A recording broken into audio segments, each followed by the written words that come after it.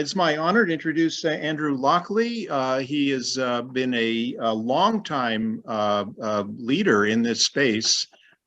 He's the moderator of the Geoengineering Google group that many of us are very active on and learn a lot from, and also very frequently posts on the carbon removal Google group, which many of us are also very active on. He is also the publisher of numerous papers on climate change that and aspects of what we're going to talk about today, as well as other things related to climate that can be found on Google Scholar and also on academia.edu. Andrew is affiliated with the University College London. And somehow manages to do many things, and has generously offered to do this presentation. I might add, we gave Andrew very short notice for this, so take that into account. Without further ado, Andrew, take it away. I'll try to find your slides here. To open them up, so it's on my email somewhere. Yeah, well, I'll just give a little bit more preamble while you're learning how to use a computer. As Ron said, I'm at UCL. I'm not a paid academic. I'm a research associate, which is like a sort of visiting scholar at UCL. And I work on quite a broad range of geoengineering topics. I do quite a bit of engineering, but also quite a bit of public policy. I'm working towards a PhD, but my university is unfortunately too disorganized to be able to give me one, even though they admitted several years ago that it was about time I had one. And Ron is not wrong in his assessment of the timescale. We knocked this presentation up last night with me kind of largely dictating to him over the phone, and then him writing it down. And he sent me quite a pretty little slide deck today, which I've done some further work on and prettified a bit further, and then sent back to him. But I don't know whether he can find it. So Ron, have you actually got the slide deck or not? Here we go.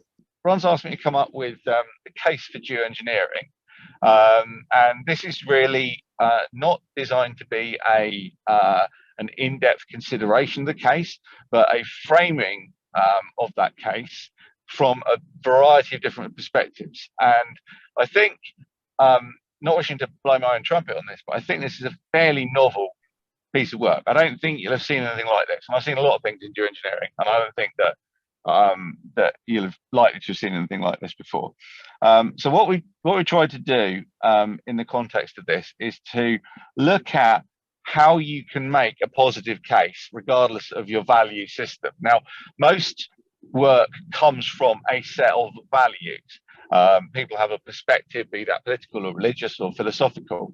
And what we're trying to do here is to abstract the case from the value system and come up with a kind of universal toolkit of geoengineering advocacy. Not because we necessarily believe that geoengineering is a good idea. You can equally use this framing to reverse the situation and try and come up with all these reasons why geoengineering is a dreadful idea and you shouldn't touch it. But what's novel, I think, is to look at a kind of matrix of different political perspectives and value systems in order to determine what the how geoengineering relates to those. So let's start off by introducing the first one. I think it'll all become a bit more clear. So if you could change to the first slide, that'd be great, Ron. So we're probably all aware of people who are what you might call social conservatives or civic nationalists. And true conservatism gets corrupted to mean all kinds of different things these days, but true conservatism is about learning the lessons of the past and preserving the traditions of culture which evolve and give society grounding and structure over time. Okay, and it can be summarized effectively by reference to the principle of Chesterton's fence. And you've got Chesterton's fence depicted there with a little cheat in that there is a bull hidden behind that fence. Now, the principle of Chesterton's fence is that you don't remove a fence unless you understand for which reason it was erected. Now, in that particular case, you can see that there's a bull behind the fence, and thus the lack of wisdom that might be expressed by removal of the fence is pretty obvious. But the idea of a conservative civic nationalist perspective is that one doesn't go around removing fences unless it's obvious that that is something which is necessary, and that that is well understood in the context of understanding where that fence is and why it's there in the first place. Now, climate acts as a fence. Within the Holocene climate optimum, we've had a broadly stable climate system for quite some time, 10,000 years, which is roughly coinciding with the advent of farming. And that's probably not a coincidence. Probably farming only took hold when humanity created or found itself in a climate which was sufficiently stable to enable the creation of an agricultural system in which you can build a stable society. Now, to remove that climate fence is a great risk to society.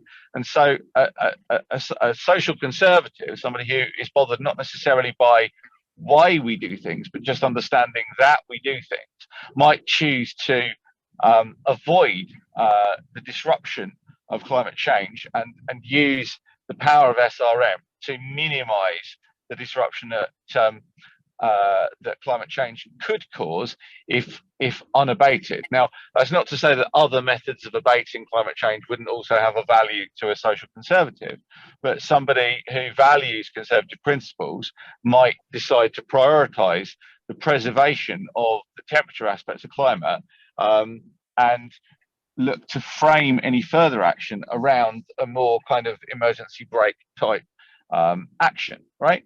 So, that is a way, not the right way or the wrong way, but a way to frame this kind of action. So if you could go to the next slide, please.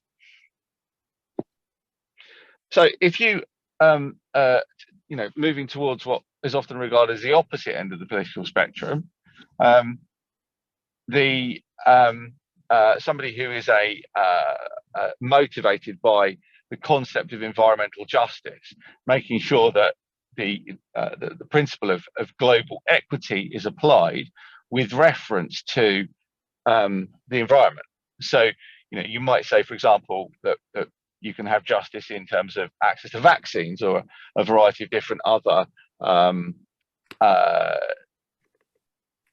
ways of expressing and understanding justice. But the issue that we're looking at here is environmental justice. To what extent is justice well served and well understood through the lens of environmentalism? And what better example could we have of that than the most recent floods in Pakistan, where it's pretty conclusively understood, as I understand it, and I'm not a impacts modeler by any means, so please correct me if I misunderstand the science, but my understanding is that the floods are pretty broadly agreed to have come from the melting of the glaciers in the Himalayas, which have been caused by climate change. Now, those people in Pakistan that are suffering those floods are not people who have, by and large, caused the climate change which has resulted in their plight. And so from an environmental justice lens, one could look at the plight of the people in that situation and say it is unjust that these people are facing that climate disruption, the loss of livelihoods, the loss of life, the uncertainty that comes from that environmental injustice of other people's emissions harming the sustainability of their climate. Okay, so a case for SRM in that case might be to examine the opportunity to use SRM as a way of urgently remediating the temperature rise, which is giving rise to these people's plight. Now, what I'm doing here is I hope you can see the benefits now of this framing. So no matter which perspective you take, you can make a case for climate engineering within that perspective, that concept of justice or the fundamental organizing principles of society. And that's the nature of what I'm presenting to you today.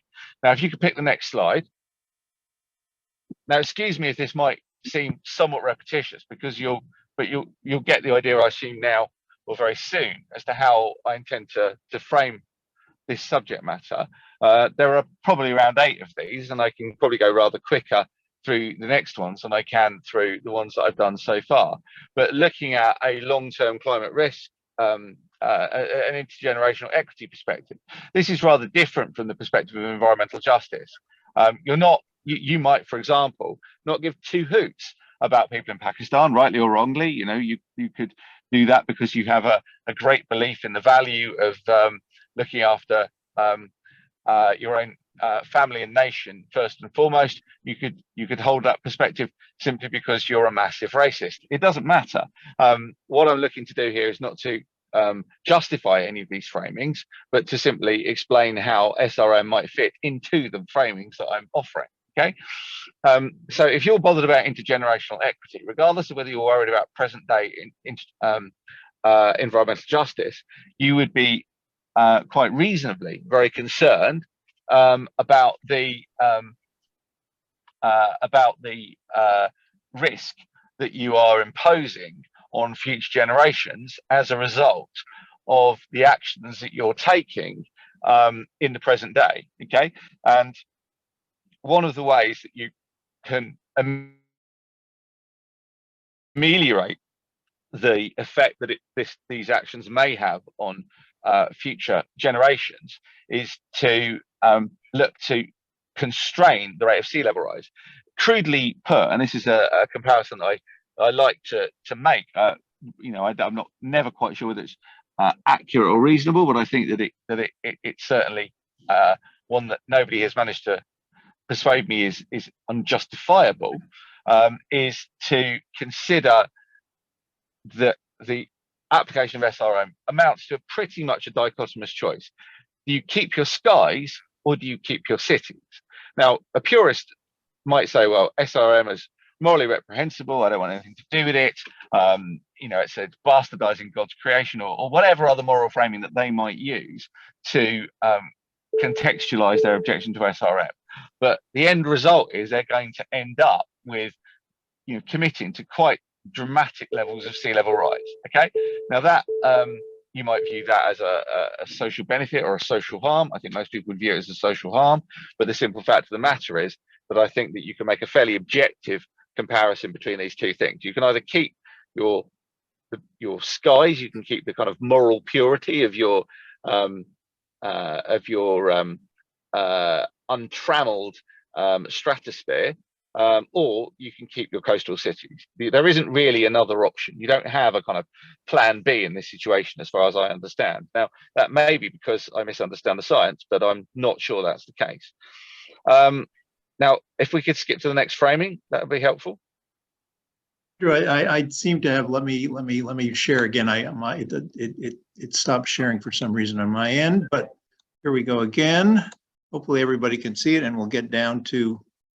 Come on, down to where we were. Okay, there we go. And it looks like Andrew got cut off, which is why we lost the share, I guess. Well, no, that shouldn't be related. But anyway, here it is. It booted me out. So, okay. I've been booted back in again. So we're going back to the next one, I think. Right. Okay. There we go. Okay. So the next framing is one of long-term geophysical risk. Now, Pete Irvin made a quite a compelling case in this regard, saying that the further you move from the current climate situation, the more you risk making changes to the Earth system that you can't predict or control. Okay, and the one of the advantages of SRM is that it gives you the capacity to moderate those changes. It gives you the capacity to reduce the extent to which you are changing the climate beyond the current situation that we kind of have some understanding of, and SRM has the capacity to reduce the level of uncertainty by reducing the magnitude of the change. Next slide.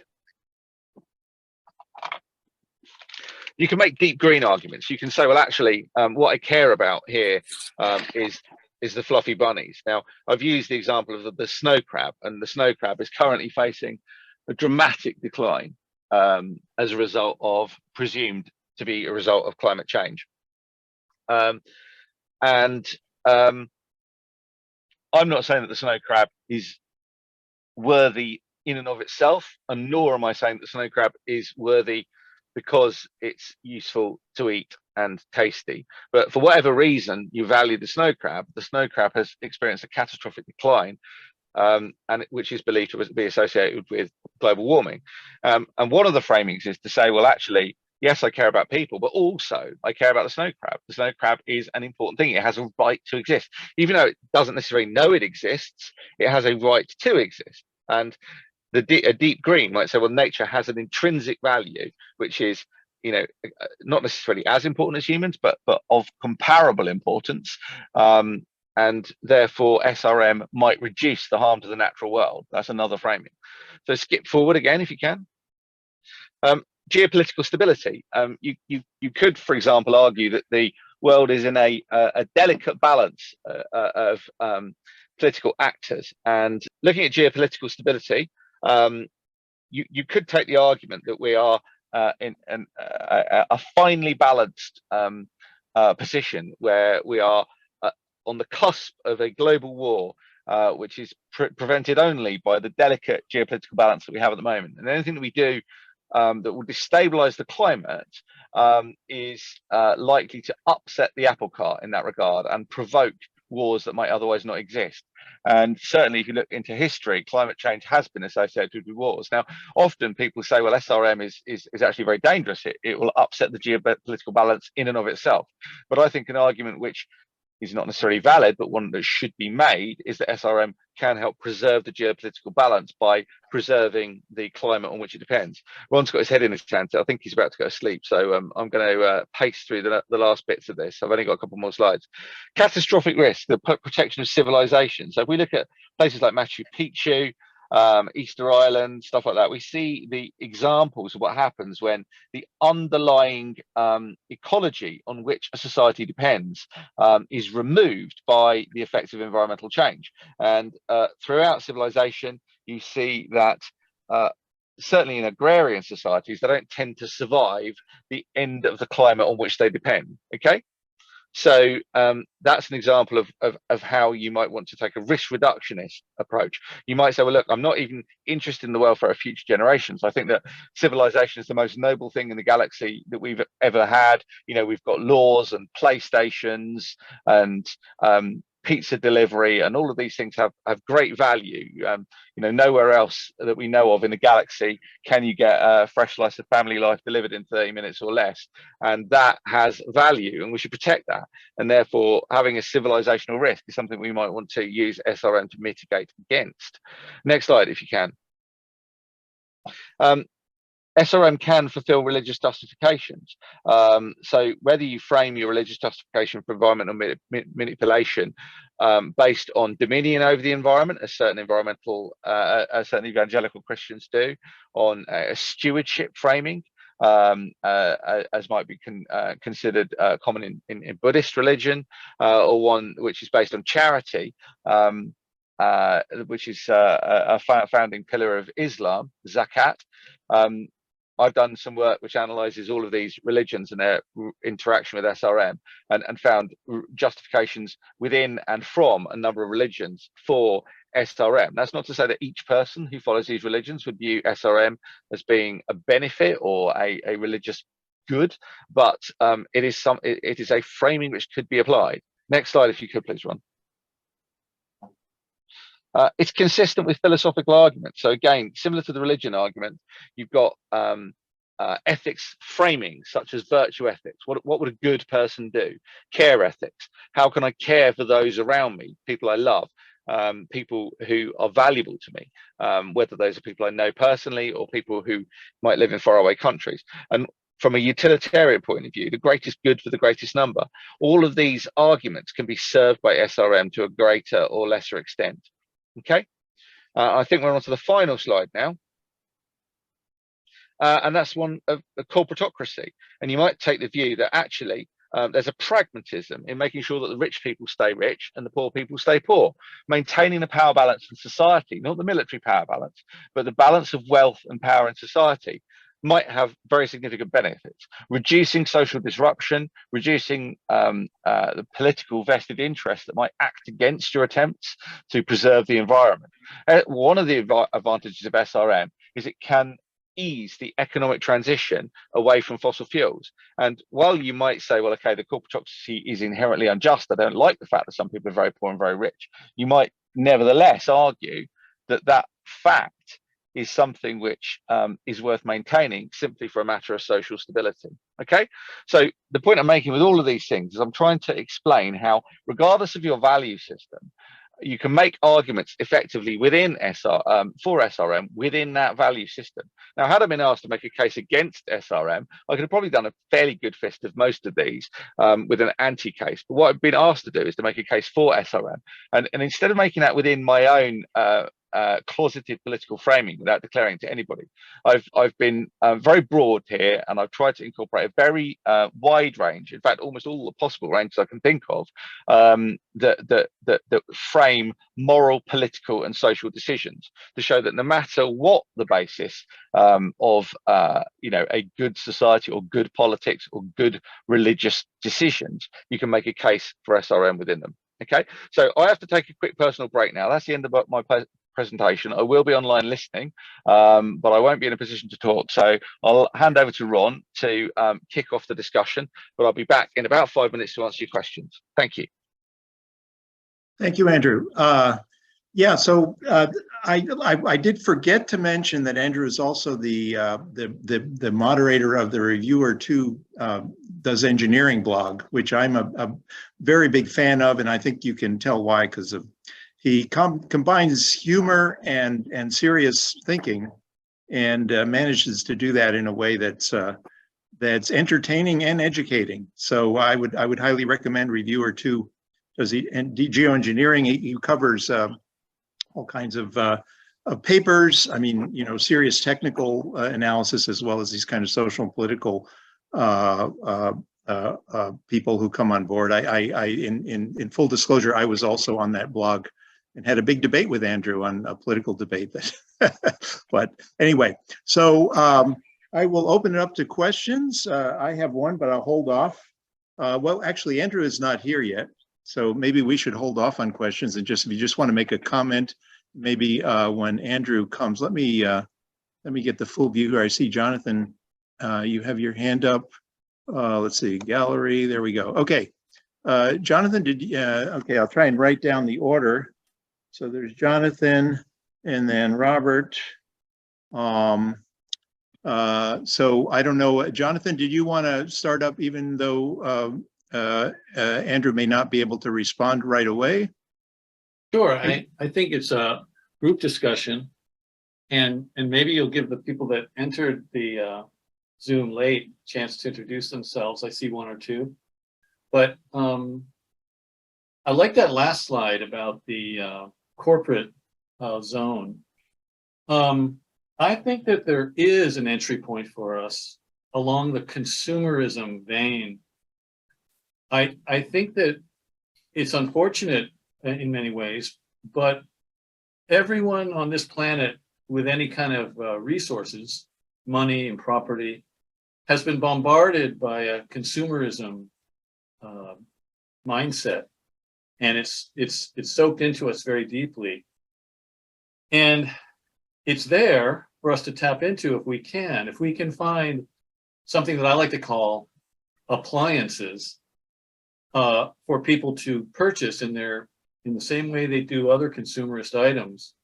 We might be able to get 1 billion of something distributed into the wealthier parts of the world, and those people can set those devices to working. If it's a biochar device that taps off of their excess energy on their grid during peak times or something, or rather non-peak times, or whether it's a reflector that sits in their backyard and rotates to follow the sun and sends back 10,000 watts of heat back out to space that otherwise would have heated their backyard. it might be that 1 billion of some set of appliances could make a difference. And if people can just click on a button and have it delivered, unbox it, and plug it in, I think that we can tap into that corporate or consumerist vein. Thank you, Jonathan. Andrew, are you with us? Did you want to respond? Okay, well, yeah, I think that's a good point. We'll move on then. Robert? Yeah, look, I just wanted to respond to a couple of Andrew's comments. I thought it was an excellent presentation. I think Andrew's explained a very good strategic vision of why a focus on albedo is essential for climate policy. And so I want to commend him for that. And his final quite provocative term, corporateocracy, is not a word I'd heard before, but what it implies is that the fossil fuel industry should be a major ally and supporter of solar radiation management. And so that's a very big cultural challenge to the climate action movement, who see shutting down the fossil fuel industry as their main objective. So against the conservative framing, I think this idea that stabilizing the climate will have to be something that's delivered within our existing social system rather than as an overthrow of the social system does suggest that sort of framing of the debate. So I don't know if Andrew's listening, but I thought it was worth making those comments to the general audience. Thank you, Robert. Andrew, are you here? No, not yet. Okay. Maybe we can, I'll try to summarize some of these when Andrew gets back so that he can respond to them. While we're waiting, my question was somewhat along the line of what I see Brian's question in the chat here. There we go. Okay, Andrew has joined us. Andrew, you here? Connecting to audio. There we go. Yeah, I'm back now. Sorry, I had some quite extended technical problems. I was only away for like 2 minutes and then my headset stopped working. So the last sort of 5 minutes I lost because my headset didn't work. But it's back working now. So, right. So I'm happy to answer people's direct questions. Obviously, just because I gave the talk doesn't mean I've got the most interesting things to say. So you might take the view that actually what you want is for me to shut up and let everybody else talk. Rather than have me bang on, but I'll leave that up to you. If you have questions to me personally, please feel free to direct them to me. But if you would prefer others to continue the discussion, I will not take offence, Chesterton's or otherwise. So Andrew, I think we do want to hear from you, but I don't know if Jonathan, did you want to you want Andrew to respond to your point about consumerism, and then let Robert also, if you want Andrew to respond. Otherwise, we'll move on to Kevin. It looks like. Sure. So Andrew, I think there's an opening for us utilizing the current consumer infrastructure to allow the people, the 500 million or 1 billion people on planet Earth that have enough money to shop, essentially, to develop and sell them what I call appliances. For instance, in the area of biochar, if somebody could click on a box and spend $1,000 and a device shows up that they plug into their rooftop solar and battery system, and at certain times of the day or week when the value of their electricity is close to zero, it drives it into the electrical kiln that is the base of the biochar unit. And whatever wood they've packed in there is slowly cooked or quickly cooked, depending on the power they have available. And then when it's done, it signals them and they take out the biochar and reload it with wood. But in any case, it's an appliance that people could use some of their money to purchase and would help the situation. It wouldn't solve the problem, but it would start to get them thinking as well. It becomes also an educational moment for their family and their neighborhood. pointing out the I, device? I mean, I don't want to sort of steal your thunder here, but it sounds like you're just advocating something which is perhaps interesting, but entirely separate from everything that I've talked about. So is there a question you'd like to ask about the presentation or about the topic? Because otherwise it might be best to let somebody pose a more direct question that touches on the contents of the presentation I made. Ron, could I jump in and ask a question?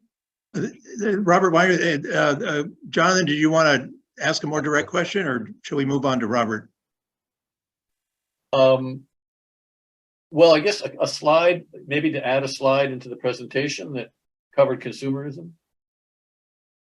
Well, I mean, there are several aspects of that touch on it. I mean, like corporatocracy kind of touches on economic growth. I mean, I could have made a more specific claim around economic growth, as opposed to, yeah. But I mean, I don't view economic growth as really being the overriding paradigm that it's supposed to be. I don't think it's actually applied. I think it's talked about a lot, but I think that what you actually see is not a preference for economic growth amongst the political elite, but rather the maintenance of power amongst elites. And when there is a clash between the power of elites and economic growth, normally the political system will centre the power of elites rather than preserve economic growth. Now, partly the interests of economic growth and the elites are served by an overlap, but not exclusively, and that's why I refer to corporatocracy. Economicocracy. You have democracy, but there's no system of government that is completely dominated by a preference for economic growth. Whereas corporatocracy is a well-established term, although perhaps more of a fringe term, which gives a description of a system of government which is designed to maintain the stability of corporate power. You can generalize it to elites of whatever form, but in the Western world we have large corporations, and they to some extent at least they set the policy, but regardless of whether they are General Motors or Smith and Wesson or Pfizer or any of the other large corporations which have effected a degree of regulatory capture, and that's why I felt it was important to prioritise to set that out in that way. It's somewhat provocational framing, as I'm sure you can gather, but nevertheless, I hope will give people pause for thought and help people think about the issue in a different way. So, are there any other questions that people would like to? There are three other people in the queue here, Andrew. So Robert. Great presentation, Andrew. Thank you very much.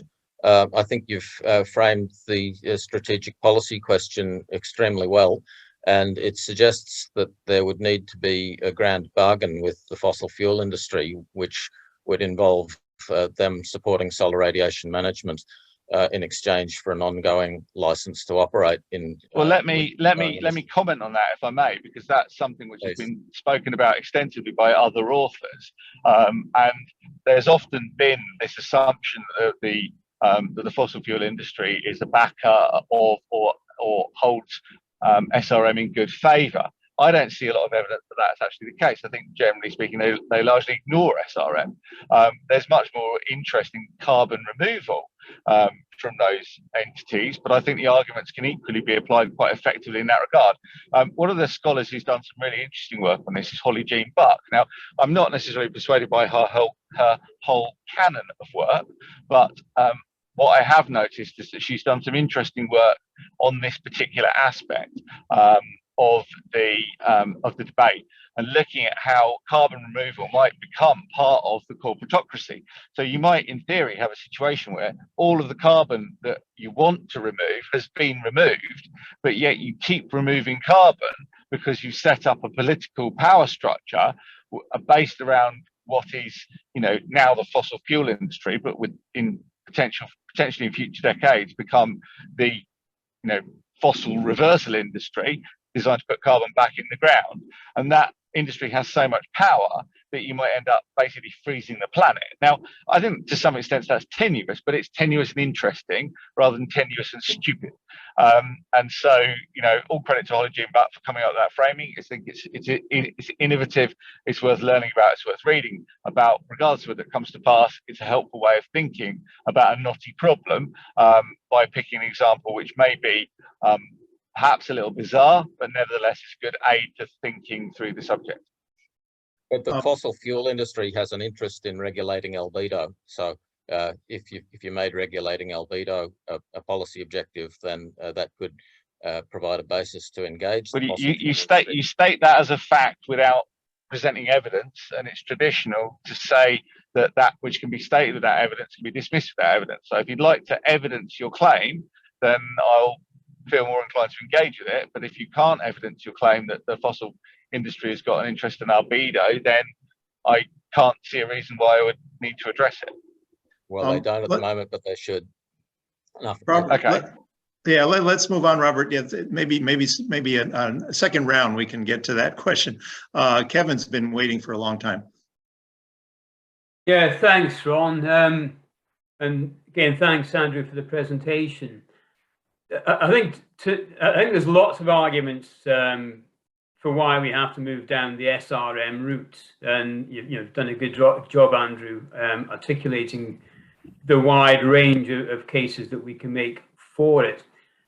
I think one of my biggest concerns is, should we go down the SRM route, and should we succeed in cooling the planet down to a safe level and stabilizing ecosystems and so forth, we achieve the ideal objective.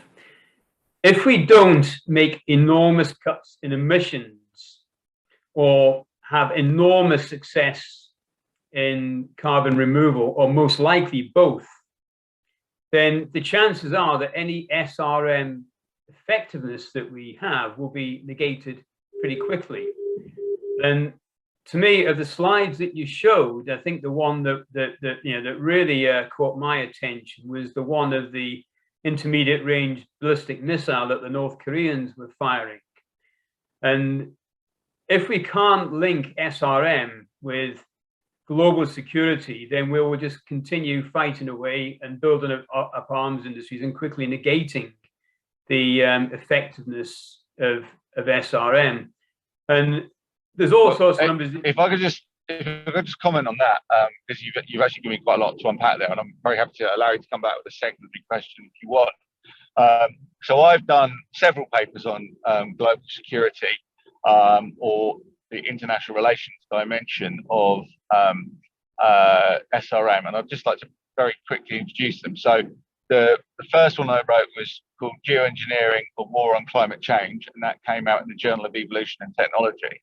And that discussed a variety of unconventional international situations which may result in or accompany SRM deployment, such as the Covert Actor, Coalition of the Willing, a hyperpower, all of those kind of things. Now, I can't remember every single framing, but I've gone through in a similar manner to the way that I presented this discussion today, and given you some moral, ethical, and political framings to work with.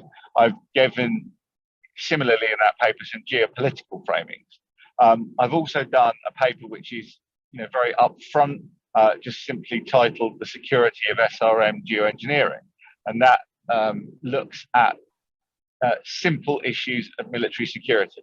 How to go about defending an SRM program from a kinetic or cyber attack point of view, and also doing a risk matrix evaluation to understand what the military risks to an SRM program might be. And finally, I've done a paper called Distributed Governance of Solar Radiation Management, which proposes a governance system whereby there is no central control of SRM, that each country agrees to better its use of SRM according to a particular framework based on, for example, population, land area, GDP, or some other such measure of national power, and to then each take a portion of geoengineering, which each country can then deploy or not as it might wish. So, for example, the countries of the world can get together, say that we're currently 1.5 degrees above pre-industrial. The minimum temperature that anyone can tolerate is all the way back down to pre-industrial, although other people make an argument for different temperatures. And then you would split up that amongst the 170 odd countries of the world by whatever method you might choose, and then they can choose to enact or not enact their little slice of geoengineering as they saw fit. And there are all kinds of different sort of sub-models of that, whether you allow side payments, things like that. So those are three papers I've done on security and international relations aspects of geoengineering. So if people want to explore those aspects, then they can refer to my work there, and obviously, much more esteemed scholars who've also worked on similar subjects have also got a lot to say as well. So don't overlook other people's work either. But yes, I think the security aspects are important. The one thing I would take issue with, from what you've said, is that I don't think that the ICBM slide is dominated by any kind of limits to SRM. From what I understand from David Keither, I think it's got a good handle on this. If we want to kind of snowball the world with SRM, we can. It's just an engineering challenge. We can go down as cold as you want. I don't think there's a window of opportunity for SRM. I think we can do it when we want. I think we can do it how much we want. Now, there are technical limits to that in terms of, how many planes can we build, but there don't appear to be any physics limits to that.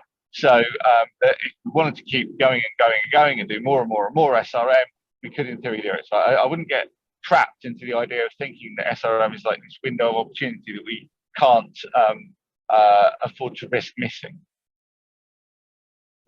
Hey, thank you, Andrew. Brian.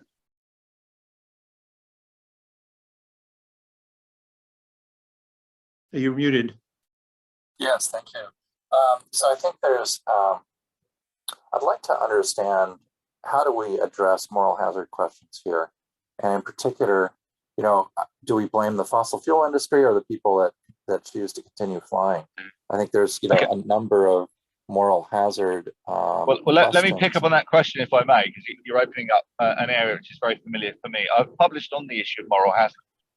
And my co-authors and I, in that paper, looked at the conceptualization of moral hazard as it is used outside of the geoengineering literature. And we found that the way that it is used inside the geoengineering literature is fundamentally flawed and based on a one-sided interpretation of a two-sided model. Now, the insurance industry has a much better and more applicable concept of moral hazard. And it splits moral hazard into two things. Moral hazard, which is what we understand to be typically malfeasance, and morale hazard, which we understand to be recklessness. So, for example, somebody who deliberately configures their fire so that it will burn their house down when they go out because they want the insurance payment is subject to moral hazard. Somebody who is simply careless and that they fail to place a fire guard when they go out is succumbing to morale hazard. And most of what the geoengineering literature describes as moral hazard is actually morale hazard. It's not the deliberate creation of danger or the certainty of danger. It is a blithe mishandling of risk, much more closely akin to morale hazard. Of all the work that I've done, I mean, I don't hold much of my work in high regard, but that's one paper that does frustrate me that people haven't more widely engaged with, because I think that it has very important lessons for the understanding of the concept. And furthermore, when we look at the data, rationally, we'd expect a morale hazard to exist, but it doesn't. And by better understanding the concepts, then we can better understand why the effects we might expect to see don't arise. A flawed understanding of the concept leads us to misunderstand motivation, to fail to link up to explanations that can exist in the literature, and overall to misunderstand key aspects of the debate. So I would encourage people to think carefully about how they are using and interpreting the words in this debate, because they Okay. are not well used in the normal run of the debate. Let me rephrase the question in that case, Andrew, and that is primarily, if we establish a global, SRM policy, many would be concerned, or many have expressed concern over this being a license for fossil fuels to burn, baby, burn, and to continue without a predictable and rising price on carbon, which many have called for. So how do we address the concern that the addition of SRM would, sustain the status quo and just say, well, let's keep spewing carbon dioxide in the atmosphere because, like it or not, we've got this SRM to kind of placate some of the thermal increase. Well, yeah, look, I understand that, and that to some extent was touched on by my rather provocational corporatocracy slide. Let me answer the question with an answer that I think you're perhaps not expecting. I am entirely indifferent to this debate, because I think that the end of the fossil fuel economy is both inevitable and largely out of the reach of politicians. I simply don't regard the end of the fossil fuel. Politicians telling people to end the fossil fuel economy is a little bit like telling them to stop breathing air. It's so ubiquitous and so essential to life as we currently live it, that the politicians' writ does not run to making that ruling any more so than King Canute can hold back the sea. Notwithstanding that, technology marches onwards, and renewables are simply cheaper. I own an electric vehicle. I have no intention of going back to using a fossil vehicle as my principal mode of transport. And I don't think I'm alone in that. And as what I expect we'll see over coming decades is the obsolescence of fossil fuels. And I think that it's as likely that politicians will try and sustain the fossil fuel industry as it is that they will try and destroy it. And we can see echoes of that in the collapsing of British government, where we've gone back to a very sort of 1980s kind of anti-environmentalism in the upper echelons of the political establishment in the last few weeks. Although that's likely to change because the government's just collapsed. So we can expect change there. But so I compared to how I was when I started out in the environmental movement some 20, 30 years ago, when I was deeply concerned about the fossil fuel economy, I'm now deeply relaxed about the fossil fuel economy. I think its demise is inevitable, and it's a post-fossil world that we should be turning our attention to, rather than necessarily worrying too much about how we get there. Well, if that's the case, then why is the CEO of Chevron saying 20 years from now, fossil fuels will still be the dominant energy source? I mean, this is like a quote from a few weeks ago. It's like, they are firmly embedded in the notion that they're going to perpetuate fossil fuel industry for many decades to come. Sorry? Who is that making that claim? CEO of Chevron. He's there. He's paid to bolster investor confidence. Can you honestly believe that he is going to stand up and say the fossil fuel economy is screwed? You're all going to lose your money and you're going to lose your jobs. He's not going to say that, is he?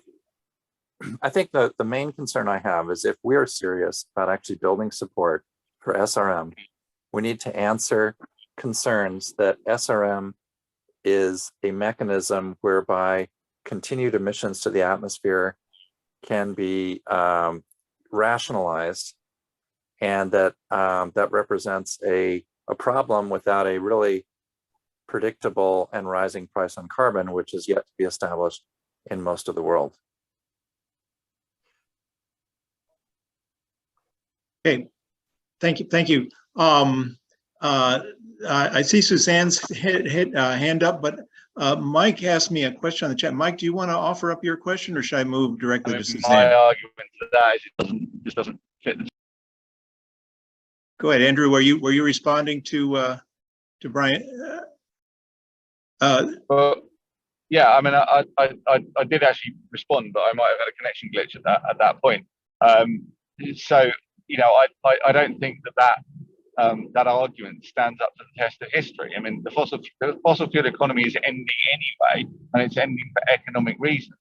But people's environmental concerns might, be part of the story as to how we got to the economics we have today. But the reason that people are putting in solar plants at gargantuan scale is not because they care about fluffy bunnies. It's because they want to make money. And if they wanted to make money and coal was a good way of doing it, they carry on installing coal plants. But functionally all of the new electricity capacity in the world is now renewables, right? And certainly in some countries like Norway, for example, functionally all of the light passenger vehicles are electric. And as we go on through history, more and more of those dominoes will fall. So it's Norway this year, and it'll be another country next year. I think Victoria in Australia has just gone to have 100% renewable for a significant period of time. Denmark's managed to do 100% renewable for a period of time. I think Scotland has as well. This isn't necessarily driven by lentil munching tree huggers. It's driven by simple economic benefit of moving to a low carbon grid. So yeah, I do appreciate that perspective, Andrew. Brian, those that want to, in wrapping up this topic. We're having trouble hearing you, Brian. Yeah, and oh, okay. Brian, maybe we can hold off for another round. Yeah, let's move on to Suzanne, and then we can go back. I was actually just going to follow up on Brian's. Okay, question. well then that will work. Moral hazard. Yeah. Because I think it's a bogus argument. I don't understand why it still has legs. I don't understand why people that are supporting carbon removal aren't equally concerned about if we remove a lot of carbon in the air, it'll have the same implications for continued fossil fuel use.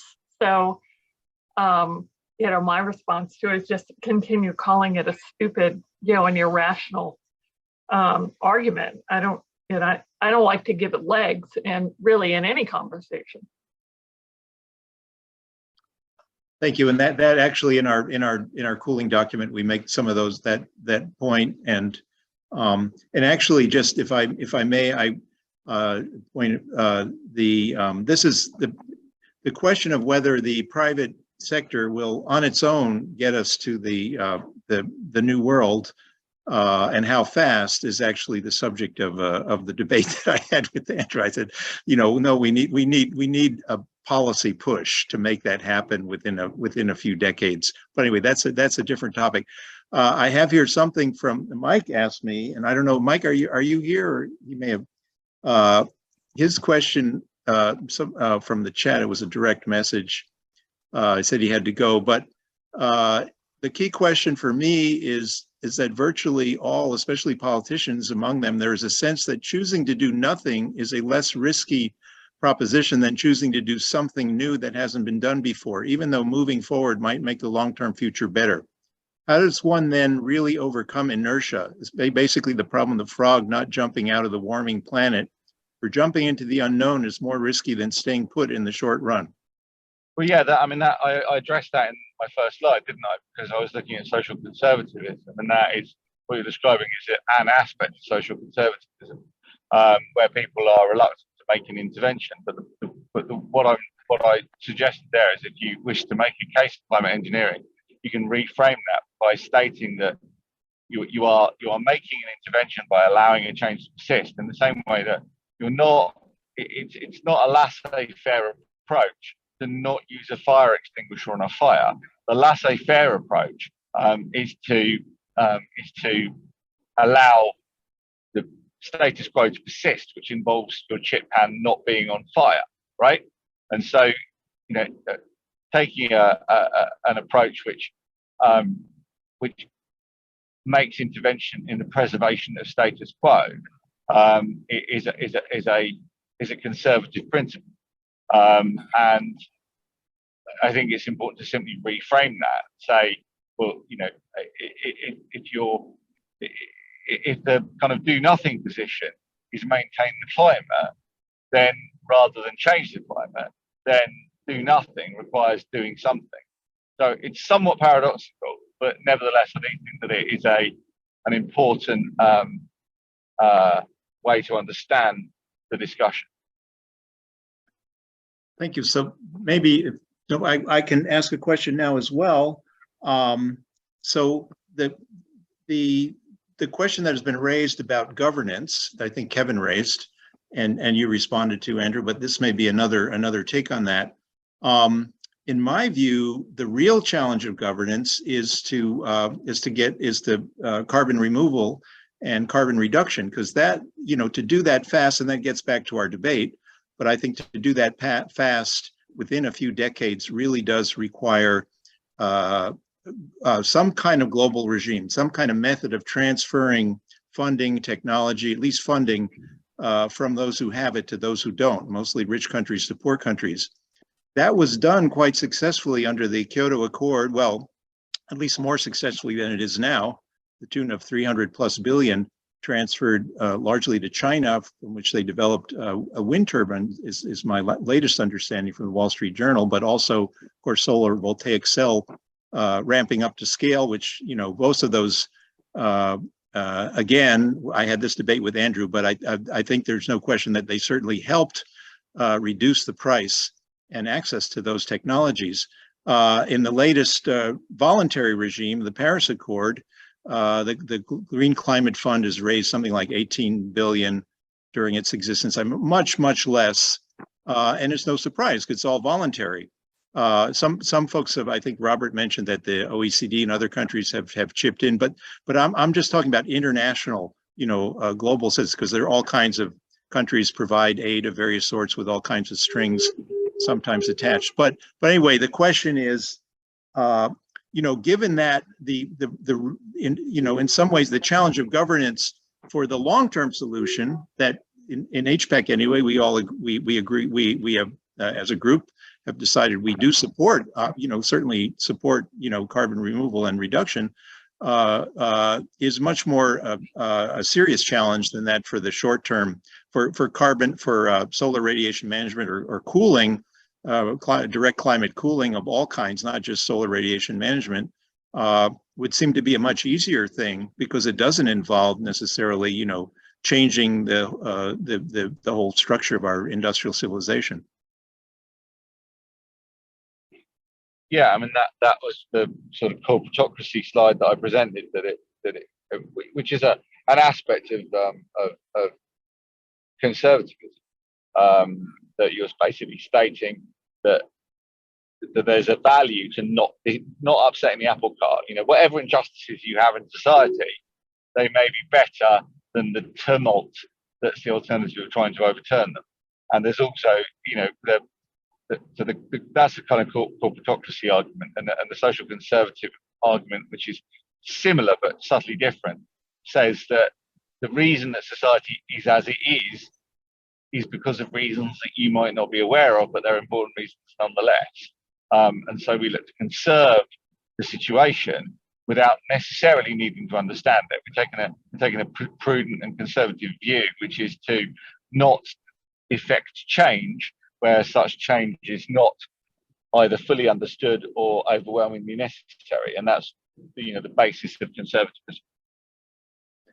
But yes, but also feasibility and practicality, right? This is a short-term problem that requires a rapid short-term solution, and we don't have decades to cool the planet. Hold on. I mean, I think to describe climate change as a short-term problem is just a simple misstatement of the reality of the physics behind it.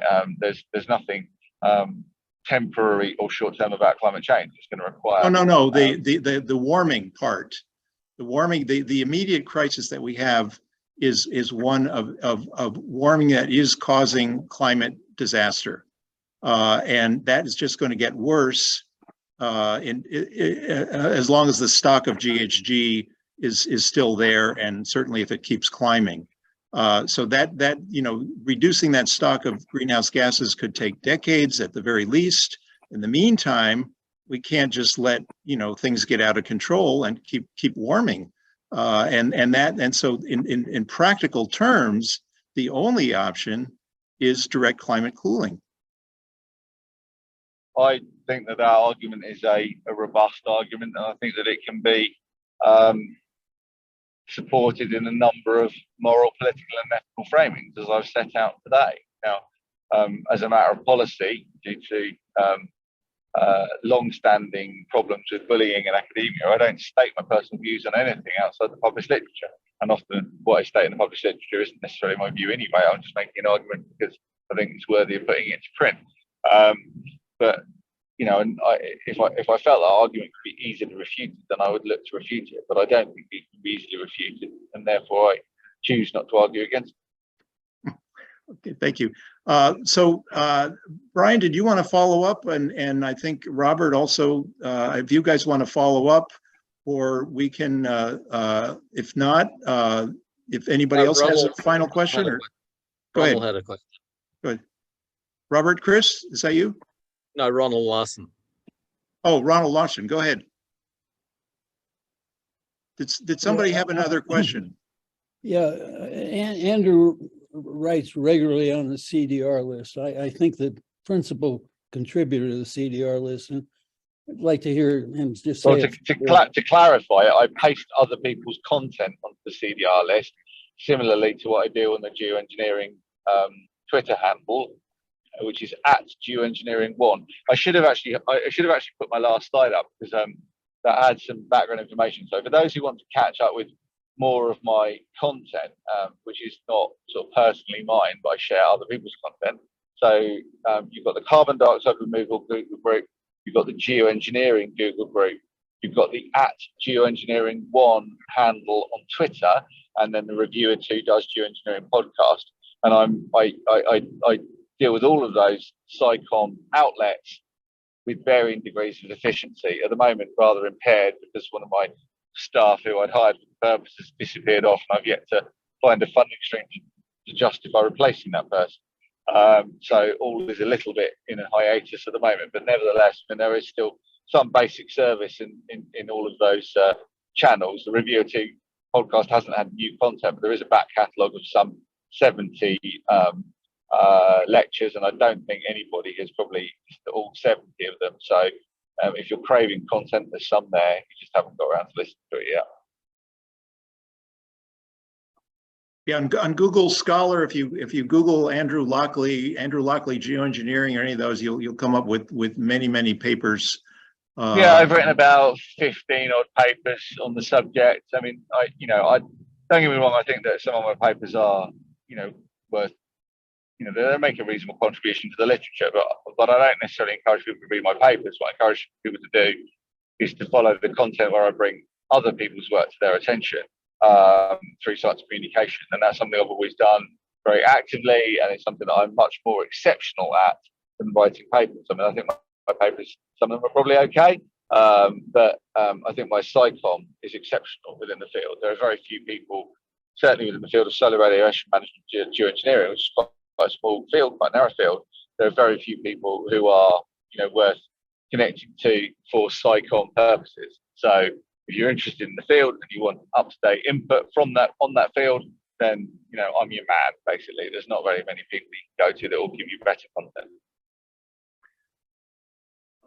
And any other questions or follow-ups?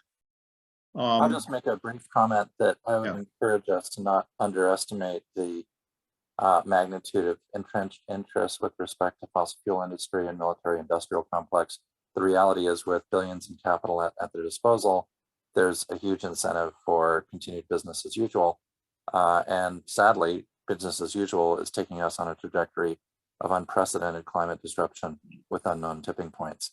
So, I think, Mark Twain said, "News of my demise is greatly exaggerated."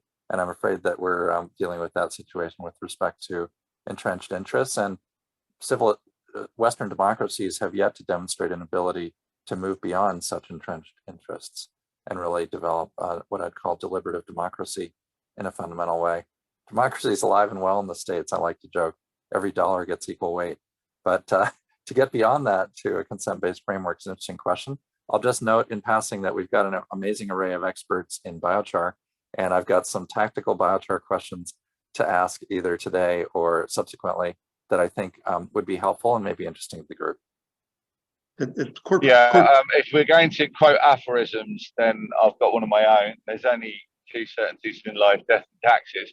And the death of the fossil fuel industry is an inevitability, and taxes on it are also an inevitability. And both of them have applicability to the geoengineering debate. So I think we should be mindful not to engage in too much hand wringing where the fossil fuel industry is not it's not in an upswing, put it that way. Well, I would agree with you, Andrew, with the caveat that in 500 years China runs out of coal for 1 billion people, and so it's all a matter of when.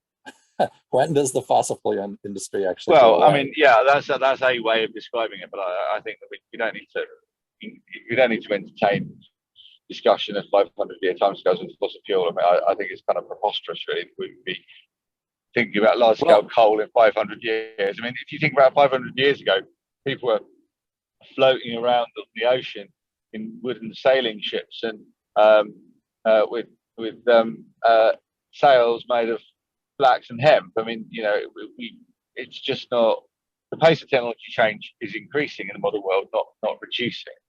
And 500 years ago was another planet. Yeah. Well, I've yet to see a convincing analysis that it's going away really quickly. And so that would be helpful and interesting, is to actually, discuss, an analysis of what's going to happen. Yeah, but I mean, like, if you look back 10 or 15 years ago, people would have been saying exactly the same thing about, desk phones, right? But, they don't have much relevance in our lives anymore. So let me. Maybe not. So we'll move on from that. Oligarchy is what I think you're talking about, Brian. It's not democracy. That's the problem. But go ahead, Robert. Andrew, what would you say to the proposition that direct climate cooling and greenhouse gas drawdown need to be equal priorities in climate policy?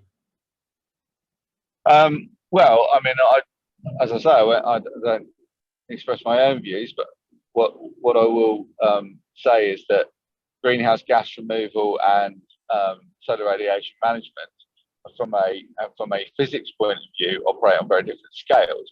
That it is pretty much inconceivable that we could reverse 250 years of fossil fuel emissions within the time scale of the next decade or so, because you just couldn't build enough batteries to do it.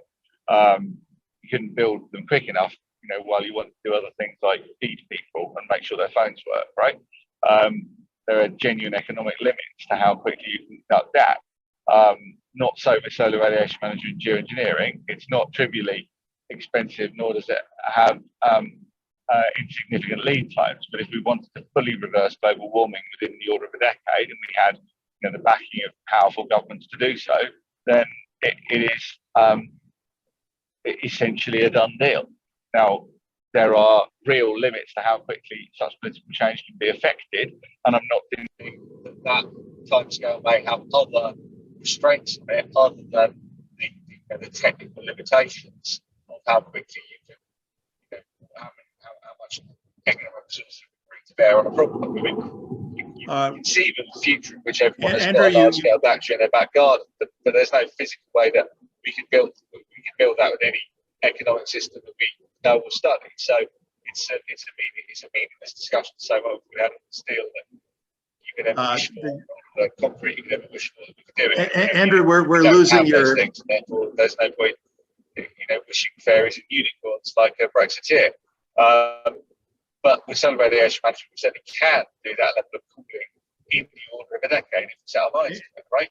I mean, Andrew, it's really hard to understand you. I think 62, which is to go to the moon, which is to go to the moon in this decade, it's easy because they are hard.